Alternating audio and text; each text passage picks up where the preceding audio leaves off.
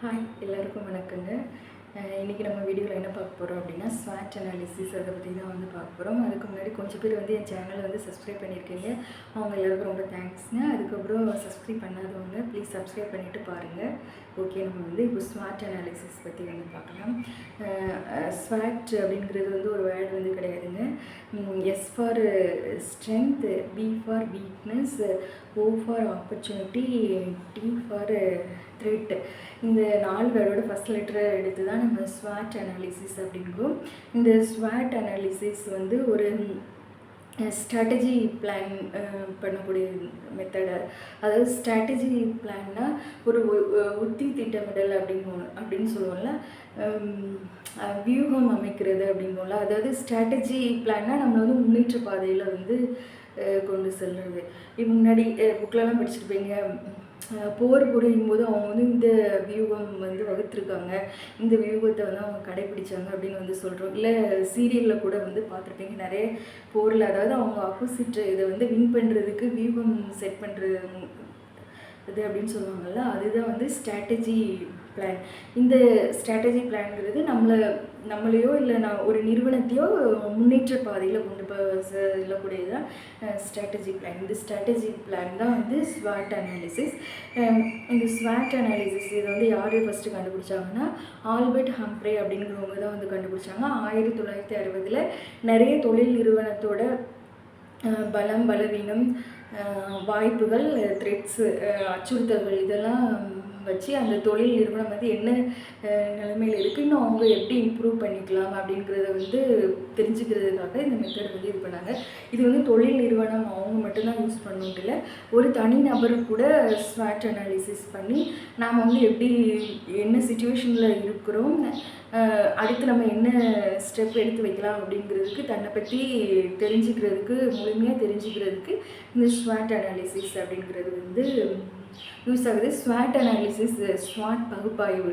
இப்போ ஆய்வுனா வந்து உங்களுக்கு வந்து தெரியும், ஒரு இதை பற்றி ரொம்ப டீட்டெயிலாக நுணுக்கமாக வந்து தெரிஞ்சுக்கிறது தான் ஆய்வு. அது என்ன பகுப்பாய்வு அப்படின்னா ஒருத்தரை பற்றி நிறைய ஆங்கிளில் வந்து தெரிஞ்சுக்கிறது. இப்போ வந்து ஸ்வாட்டிலே நம்ம வந்து ஸ்ட்ரென்த்து, வீக்னஸ், ஆப்பர்ச்சுனிட்டி, த்ரெட்ஸ் இதெல்லாம் பார்க்கணும்னா பலம், பலவீனம், வாய்ப்பு, அச்சுறுத்தல்கள் இப்படி 4 இதாக பார்க்குறோம்ல, அதனால தான் அது வந்து பகுப்பாய்வு அப்படின்னு வந்து சொல்கிறாங்க. சரி, இப்போ வந்து இது எப்படி பார்க்கலான்னா ஸ்வாட் அனாலிசிஸ் பண்ணுறதுக்கு ஒரு பேப்பரு, பேனா வந்து எடுத்துக்கோங்க. அதை வந்து 4 காலமாக வந்து பிரிச்சுக்கோங்க. ஸ்ட்ரென்த்து அதாவது உங்களோட பலம், வீக்னஸ் வந்து உங்கள் பலவீனம், அதுக்கப்புறம் வந்து ஆப்பர்ச்சுனிட்டிஸ் அப்படின்றது வந்து உங்களுக்கு இருக்கக்கூடிய வாய்ப்புகள், த்ரெட்ஸ் அப்படிங்கிறது உங்களுக்கு இருக்கக்கூடிய அச்சுறுத்தல்கள். இந்த வந்து ஸ்வாட் அனாலிசிஸ் வந்து நாம் தான் வந்து பண்ணி பார்க்க போகிறோம். இதை வந்து வேறு யாருக்கும் வந்து காமிக்க போகிறதில்ல. அதனால் நீங்கள் வந்து தைரியமாக பயப்படாமல் உங்களுக்கு என்னென்ன ஸ்ட்ரென்த்து, வீக்னஸ் இருக்கோ அது எல்லாமே இது பண்ணிக்கலாம். ஃபஸ்ட்டு ஸ்ட்ரென்த்து அப்படிங்கிறதுல உங்களுக்கு வந்து பலம், உங்களுக்கு என்னெல்லாம் பலமாக இருக்குது, நீங்கள் என்னெல்லாம் படிச்சிருக்கீங்க, என்ன டிகிரி முடிச்சிருக்கிறீங்க அதெல்லாம் எழுதுங்க. அது போக உங்களுக்கு என்ன எக்ஸ்ட்ரா இது என்னென்ன சர்டிஃபிகேட் கோர்சஸ் பண்ணியிருக்கீங்க, டைப்ரைட்டிங், ஸ்போக்கன் இங்கிலீஷ், யோகா இந்த மாதிரி எதாவது பண்ணியிருக்கீங்க அதை எழுதுங்க. அதுக்கப்புறம் உங்களை சுற்றி இருக்கிறவங்க வந்து இதெல்லாம் உங்கள் பலவீனம், உங்களோட பலம், இதெல்லாம் நீங்கள் நல்லா பண்ணுற சூப்பர் அப்படின்னு வந்து சொல்லுவாங்களா, அந்த மாதிரி இருக்கிறதெல்லாம் வந்து எழுதுங்க. அது வரைக்கும் அதுக்கப்புறம் இது போக நீங்கள் வந்து எதாவது அச்சீவ் பண்ணியிருக்கீங்களா அதெல்லாம் எழுதுங்க. அதுக்கப்புறம் உங்களுடைய வேல்யூஸ், அதாவது உங்களோட கேரக்டர்ஸ், நீங்கள் வந்து நேர்மையானவங்களா, இல்லை உங்கள்கிட்ட லீடர்ஷிப் குவாலிட்டி இருக்குது, இந்த மாதிரி இது எல்லாமே உங்கள் ஸ்ட்ரென்த்து, பலம் அதில் எழுதிடுங்க.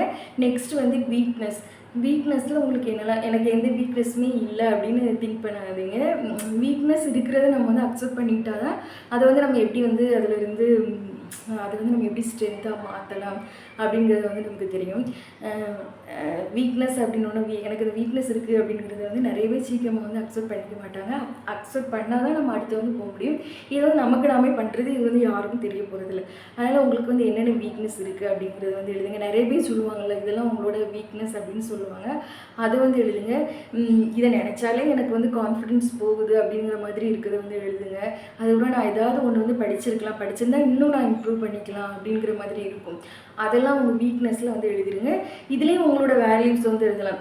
இப்போ எக்ஸாம்பிளுக்கு நீங்கள் வந்து எதையுமே ரொம்ப ஸ்லோவாக தான் கற்றுக்குவீங்க அப்படின்னா அதை எழுதிக்கலாம். இல்லை நீங்கள் ரொம்ப சோம்பேறித்தனமாக இருப்பீங்க அந்த மாதிரி இருக்கிறது அதை வந்து நீங்கள் வந்து எடுத்துக்கலாம்.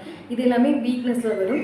அதுக்கப்புறம் ஆப்பர்ச்சுனிட்டிஸில் வந்து என்னெல்லாம் வரும் அப்படின்னா, இப்போது நான் என்ன வந்து இருக்குது, நான் வந்து என்ன இதெல்லாம் வந்து என்னென்ன சான்சஸ் இருக்குது, நான் வந்து இதெல்லாம் கற்றுக்கிட்டா நான் என்னை வந்து இம்ப்ரூவ் பண்ணிக்கலாம் அப்படிங்கிற மாதிரி என்னென்ன ஆப்பர்ச்சுனிட்டிஸ் வந்து இருக்குதோ அது எல்லாமே ஆப்பர்ச்சுனிட்டிஸில் எழுதுறீங்க. த்ரெட்ஸ் அப்படிங்கிறது வந்து உங்களுக்கு வந்து அச்சுறுத்தல்கள், த்ரெட்ஸ் அப்படிங்கிறது வந்து உங்கள் வீக்னஸ் வந்து வராது, வெளியே சார்ந்து. இப்போ வந்து நம்ம ஸ்ட்ரென்த் வீக்னஸ் அப்படின்னு பார்க்குறோம்ல, ஸ்ட்ரென்த்தும் வீக்னஸும் நம்மளை வந்து சார்ந்தது, இன்டர்னல் ஃபேக்டர்ஸ். ஸ்ட்ரென்த்தும் வீக்னஸும் நமக்குள்ளேயே தான் இருக்குது, பலம் பலவீனம். ஆனால் இந்த ஆப்பர்ச்சுனிட்டியும் த்ரெட்ஸும் வந்து வெளிப்புற காரணிகள், வெளியே இருந்து வந்து வரக்கூடியது. அதாவது வாய்ப்புகளும் அச்சுறுத்தல்களும் வெளியே வந்து சார்ந்தது, எக்ஸ்டர்னல் ஃபேக்டர்ஸ் அப்படின்னு வந்து சொல்கிறாங்க. வாய்ப்புகளும் நமக்கு வெளியே தான் இருக்குது, அச்சுறுத்தல்களும் வெளியே தான் இருக்குது.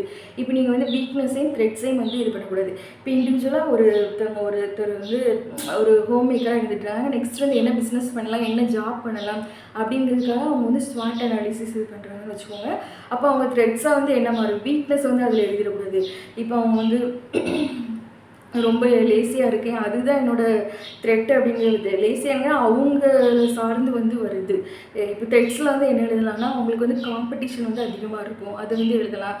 அப்புறம் வந்து லெஸ் பே, சேலரி ரொம்ப கம்மியாக இருக்கலாம், அந்த மாதிரி வந்து எழுதிக்கலாம். இப்போ நம்மளோட அச்சுறுத்தல், இப்போ காம்படிஷன் வந்து ரொம்ப கம்மியாக இருக்குது, நிறைய இருக்குது அப்படிங்கும்போது நம்ம வந்து என்னென்ன ஆப்பர்ச்சுனிட்டிஸை வந்து யூஸ் பண்ணி நம்ம என்னெல்லாம் கற்றுக்கிட்டு நம்மளை இம்ப்ரூவ் பண்ணிக்கலாம் அப்படின்னு பார்க்கும்போது அப்படி பார்க்கணும். அப்படிங்கும்போது நம்ம ஸ்ட்ரென்த் வந்து ஆட்டோமேட்டிக்காக இதாகிட்டு இருக்கும். அப்போ நம்ம நிறைய ஆப்பர்ச்சுனிட்டி யூஸ் பண்ணி நிறைய கற்றுக்கும் போது நமக்கு வந்து நம்மளோட த்ரெட்ஸ் வந்து தானாகவே வந்து இதாகிடும். த்ரெட்ஸை வந்து நம்ம ஆப்பர்ச்சுனிட்டியாக மாற்றிக்கலாம், வீக்னஸை வந்து நம்ம வந்து ஸ்ட்ரென்த்தாக வந்து மாற்றிக்கலாம். நிறைய பேர் இப்போ வந்து ஸ்ட்ரென்த்தும் ஆப்பர்ச்சுனிட்டிஸும் நமக்கு வந்து கொஞ்சம் சாதகமாக இருக்கக்கூடியது, வீக்னஸும் த்ரெட்ஸும் நமக்கு கொஞ்சம் பாதகமானது. நம்ம வந்து வீக்னஸை வந்து எப்படி வந்து ஸ்ட்ரென்த்தாக மாற்றுறது அப்படின்னு வந்து எப்படியாவது நம்ம கொஞ்சம் இது பண்ணி நம்ம வந்து வீக்னஸை வந்து ஸ்ட்ரென்த்தாக மாற்றணும். ஒரு சில வீக்னஸை வந்து ஸ்ட்ரென்த்தாக மாற்ற முடியலைன்னா அப்படியே விட்டுறணும். ஏன்னா நம்ம வீக்னஸ்லேயே வந்து கான்சன்ட்ரேஷன் பண்ணிட்டு இருந்தோம்னா நம்ம ஸ்ட்ரென்த் வந்து விட்டுருவோம். அதே மாதிரி நம்ம வந்து த்ரெட்ஸை வந்து எப்படி நம்ம ஆப்பர்ச்சுனிட்டியாக மாற்றுதுன்னு பார்க்கணும். ஒரு சில த்ரெட்ஸை வந்து நம்மளால் வந்து ஒன்றுமே வந்து பண்ண முடியாது, அது வந்து கண்ட்ரோல் மட்டும்தான் பண்ண முடியும். அப்படி இருக்கிற த்ரெட்ஸை வந்து நம்ம வந்து விட்டுறணும். இந்த இதில் வந்து இப்படி முழுமையாக வந்து இது ஃபுல்லும் பண்ணிட்டு பார்க்கும்போது உங்களை பற்றியே வந்து உங்களுக்கு வந்து தெளிவான ஒரு வந்து ஐடியா வந்து கிடச்சிருக்கும்.